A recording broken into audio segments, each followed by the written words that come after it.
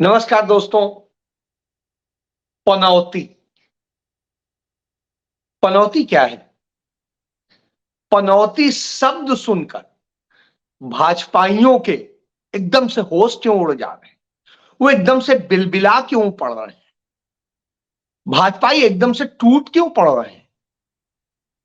सब मैंने किसी से पूछा कि आखिर ये पनौती शब्द से इतना गुस्सा क्यों है?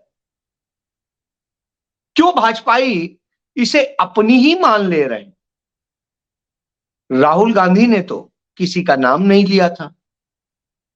राहुल गांधी ने तो जनता के सामने इसका जिक्र किया था, पनौती। और साहब, जनता की तरफ से आवाज आई कि पनौती मोदी। तो साहब, राहुल गांधी ने तो नहीं कहा, राहुल गांधी ने नारे भी नहीं लगाए। तो पनौती शब्द से एकदम से सब बिलबिला उठे। और भाजपा के वो नेता ज्यादा बिलबिला उठे जो आजकल साइड लाइन किए गए हैं, जैसे रविशंकर प्रसाद, दूसरे और इसी तरीके से बहुत सारे हैं। और अब सब निकल के आ गए हैं, जैसे बिल से एकदम से निकल के भागते हैं सब, उसी तरह की स्थिति है कि पनौती। अरे साहब, इसका असर क्या हुआ? एकदम से ये इतना ज्यादा ट्रेंड होने लगा कि दुनिया भर में ट्रेंड होने लगा। और इतनी ट्रेंडिंग के बाद में मेरे एक अमेरिका में मित्र हैं, उनका कॉल आया। तो उन्होंने पूछा कि पनौती क्या होता है। मैंने कहा सही बात बताऊं, मुझे भी नहीं पता ये पनौती क्या होता है। हिंदी तो पढ़ी थी, लेकिन हिंदी में पनौती शब्द किस चीज के लिए यूज करते हैं मुझे नहीं पता। बहरहाल, सबने बताया कि ज्योतिष के दृष्टिकोण से पनौती उसे कहते हैं जो भाग्य का बिल्कुल इतना खराब होता है कि वो नाश मार देता है, जहां जाता है नाश मार देता है। तब उन्होंने मुझे बताया एक फिल्म भी बनी है इसको लेकर के। हमने कहा अच्छा अच्छा अच्छा। हमने कहा लेकिन नरेंद्र मोदी तो खुद ही बताते थे कि वो इतने भाग्यशाली हैं कि वो उन्होंने जिस दिन शपथ ली उसी दिन जो है रेल दुर्घटना हुई थी, गोरखनाथ एक्सप्रेस की दुर्घटना हुई थी, दर्जनों लोग मर गए थे। इसके अलावा भी और बहुत सारी घटनाएं हैं, एक नहीं। हिंदुस्तान के इतिहास में पहले प्रधानमंत्री हैं जिनके काल में इतनी रेल दुर्घटनाएं हुई हैं। वो चंद्रायन की लॉन्चिंग पे पहुंच गए तो चंद्रायन की लॉन्चिंग जो है फ्लॉप हो गई, फेल हो गई। जब नहीं गए तो बहुत सकुशल हो गई। इसी तरीके से तमाम तरह की, चाहे मंगलायन हो, चाहे चंद्रायन हो, चाहे जौन हो, जिनमें भी वो गए वो फेल हो गई। गजब है भाई। तो इसका क्या मतलब है? इसके बाद में किसी एक ने बताया कि साहब, इस तरह की पनौतियां जो हैं वही देश का नाश मार रही हैं। नरेंद्र मोदी ने अर्थव्यवस्था की बात की तो साहब देश की अर्थव्यवस्था चौपट हो गई। उनके भक्त चिल्लाते हैं 5 ट्रिलियन, 3 ट्रिलियन, 4 ट्रिलियन। लेकिन असलियत यह है कि भारत जो 55 लाख करोड़ का कर्जदार था वो 174 लाख करोड़ का कर्जदार हो गया। जो भारत की करेंसी नोटबंदी के पहले 15 लाख करोड़ की थी, वो 31 लाख करोड़ रुपए छाप दी गई, डबल छाप दी। उसके बाद ये हालत हो गई। भारत पे कर्ज भी बढ़ गया, सब कुछ हो गया, रुपए की कीमत भाड़ में चली गई। ये आप समझिए। आपको इसका एक उदाहरण बताते हैं। पंडित जवाहरलाल नेहरू ने जब देश संभाला तो उस वक्त 4 रुपए का $1 होता था। होते होते होते होते सालों साल बढ़ते बढ़ते कितना भी बढ़ा तो साहब 25% नहीं बढ़ा। मतलब 25% की भी वृद्धि नहीं हुई। अटल बिहारी वाजपेयी सत्ता में आए और डॉलर की कीमत सिर्फ अटल बिहारी वाजपेयी के 6 साल के कार्यकाल में 25% से अधिक बढ़ गई। यानी रुपया इतना डाउन चला गया। फिर लगा चलिए कोई बात नहीं, मनमोहन सिंह सरकार ने एक संभाला था, कुछ ये किया था और सब कुछ किया था, बहुत थोड़ी सी स्थितियां थी। जब वो छोड़ के गए, उसके बाद में आज जब वो 83 रुपए से ऊपर का डॉलर है, तब उसका जब परसेंटेज निकालते हैं तो सिर्फ नरेंद्र मोदी के इस 10 साल के शासन में उससे भी ज्यादा बढ़ गया। यानी तो लोग गिनाने लगे कि साहब डॉलर के लिए भी, रुपए के लिए भी वो पनौती हैं। हमने कहा अच्छा। फिर उसके बाद में लोगों का खेल के लिए नहीं, खेल के लिए तो ही है, डॉलर के लिए भी हो गए। और जहां नहीं जाते हैं वहां जीत जाते हैं, वहां पे अच्छा हो जाता है। उन्होंने देश को कहा क्या था कि देश का विश्वास, तो साहब देश के विश्वास का पनौती हो गई। आज पूरी दुनिया में अविश्वासी राष्ट्र के रूप में भारत की रैंकिंग हो गई है। वो भी अब छोड़ दीजिए, अब आप कहेंगे कि किसी और चीज की बात कर लीजिए, भारत की विदेश नीति की बात कर लीजिए। दुनिया में डंका बज रहा है, विश्व गुरु बन गए। तो साहब जब इस पर बात हुई तो दुनिया में पता चला कि साहब विश्व के जो तमाम सारे देश हैं, करीब 185 के आसपास, उन देशों में जब भारत की आती है तो भारत को बहुत बुरी स्थिति में रखा जाता है। भारत भुखमरी में जो है रैंकिंग आपको पता ही है कितनी अच्छी हो गई है, बहुत बड़ा भुखमरा हो गया है। बेरोजगारी में भारत बहुत ऊपर आ गया है, इतना कभी नहीं था। भारत की करेंसी का बता ही चुका हूं, भारत के पासपोर्ट की वैल्यू गिर गई है साहब। तो ये भारत की विदेश नीति है, जिसको बहुत ज्यादा विदेश नीति की बात करते थे। उसके अलावा बाकी जो चीजें हैं छोटी छोटी वो होती रहती हैं। इसके बाद में किसी ने कहा अरे क्या बात करते हैं आप, देश के अंदर बिल्कुल अमन शांति हो गई है, दंगे नहीं हो रहे हैं। तो साहब जब दंगों के आंकड़े निकाल के देखे तो पिछली सरकार की तुलना में 30% ज्यादा दंगे हुए इस सरकार में, 30% ज्यादा हो गए। फिर हुआ कि नहीं नहीं, देश को बिल्कुल बना दिया गया है और देशद्रोही खत्म हो गए। तो जब हमने कहा अच्छा ये बड़ी अच्छी चीज है, जब हमने देखा एनसीआरबी के आंकड़े तो देशद्रोह के मामले जो है नरेंद्र मोदी सरकार में सबसे ज्यादा हो गए, आज तक भारत के इतिहास में सबसे ज्यादा हो गए। जब से यह कानून बना है तब से यदि तुलना करते हैं तो भी सबसे ज्यादा हो गए, यानी देशद्रोही भी बढ़ गए। फिर ये हुआ कि नहीं काला धन देखिए वो कर दिया। तो साहब काला धन खत्म करने की बात करते थे नरेंद्र मोदी, 50 दिन का वक्त मांगा था। और स्थिति क्या हुई कि साहब जब स्विस बैंक के आंकड़े देखे तो पता चला कि जो स्विस बैंक में जमा धन था वो जमा धन साहब 10 गुना बढ़ गया। अब 10 गुना बढ़ गया, फिर अब क्या कहा जाए। फिर अब मैं चुप, मैंने कहा नहीं नहीं चलो ये बढ़ गया कोई बात नहीं, इसके बाद बात कर लेते हैं।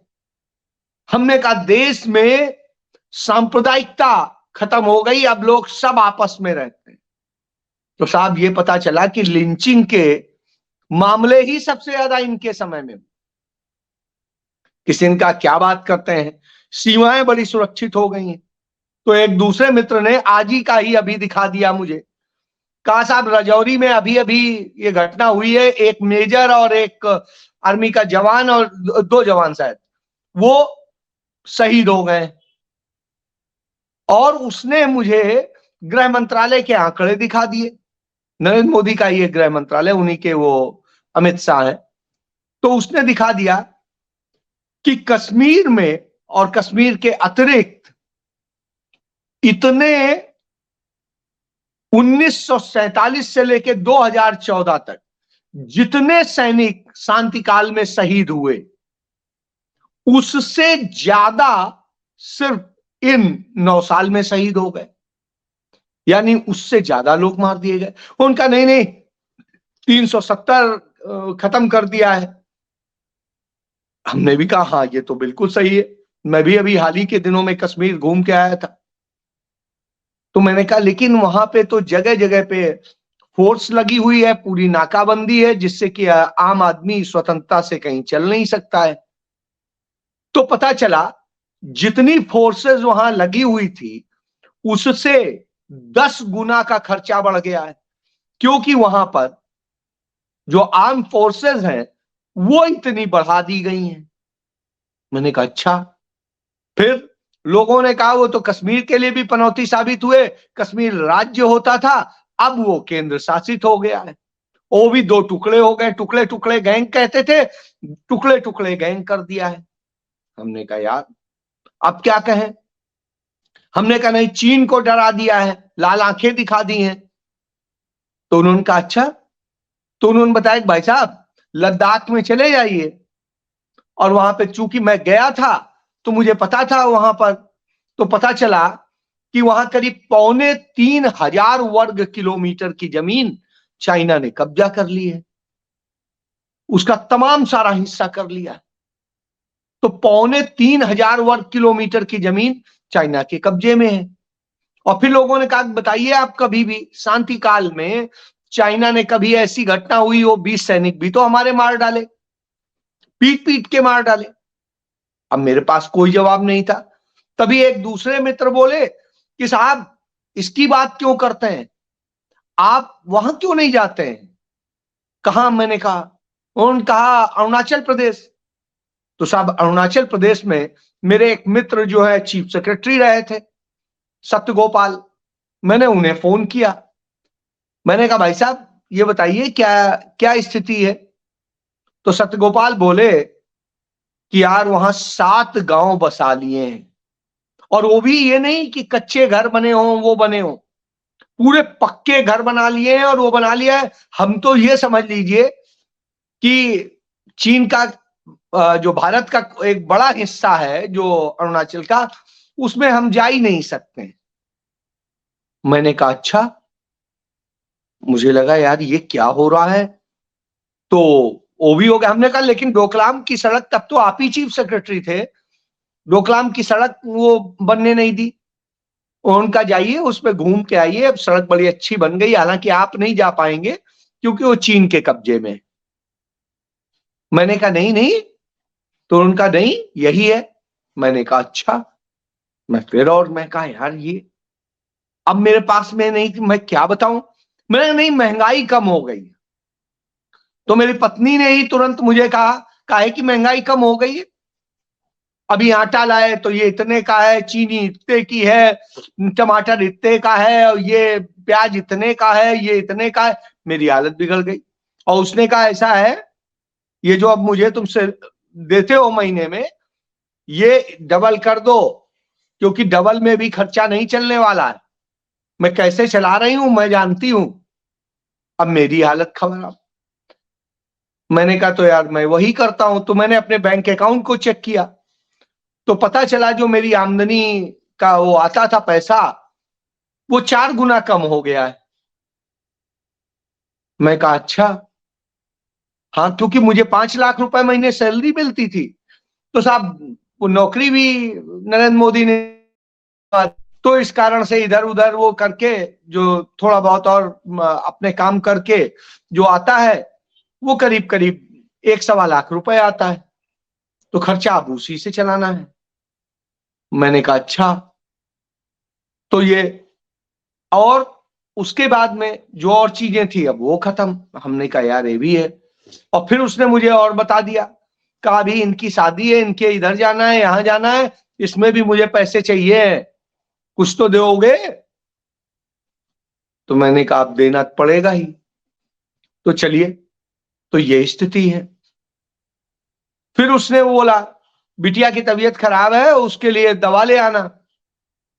मैं दवा लेने गया तो पैरासिटामोल और ये जो बताई थी, चूंकि डॉक्टर ने बेचारे ने इतनी कृपा कर दी कि फ्री में ही उसने बता दी थी, उसने तो पैसे नहीं लिए थे, दोस्त था चूंकि। तो मेडिकल स्टोर वाले ने कहा कि भाई आपको हम रियायत कर दे रहे हैं 10%, लेकिन उसके बावजूद जो है ये इतने का है। मैंने कहा यार क्या बात करते हो, पैरासिटामोल और ये तो इतने की मिलती थी। उसने कहा भाई साहब कहाँ जी रहे हैं,